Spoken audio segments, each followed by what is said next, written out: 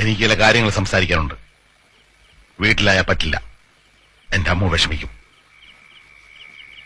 ഇങ്ങനായ എന്റെ വീട്ടിൽ താമസിക്കാൻ പറ്റില്ല. ഇനി അവരുടെ ശത്രുത വാങ്ങി വെക്കാൻ വയ്യ. 2 പെൺകുട്ടികളുണ്ട് വീട്ടില്, ഒരമ്മയും.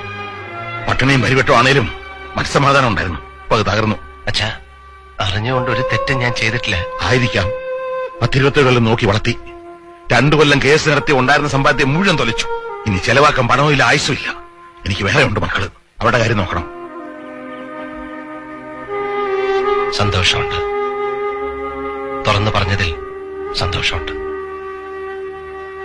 ഞാൻ മാറിത്തരാം. അച്ഛൻ പറഞ്ഞിട്ടാണെന്ന് അമ്മ അറിയണ്ട. എന്റെ നിഷേധിതരം കൊണ്ട് വീട്ടിൽ വരുന്നില്ല എന്ന് പറഞ്ഞാൽ മതി. ഈ രാത്രി തന്നെ പോണോന്നല്ല പറഞ്ഞത്. ഇന്നോ നാളെയോ സൗകര്യം പോലെ പോയാൽ മതി. ദൂരെ ഏതെങ്കിലും നാട്ടിൽ പോയി സ്വന്തം കാര്യം നോക്കി ജീവിക്കുക. വേണ്ടച്ച, ഇനി എന്ത് സ്വന്തം കാര്യം?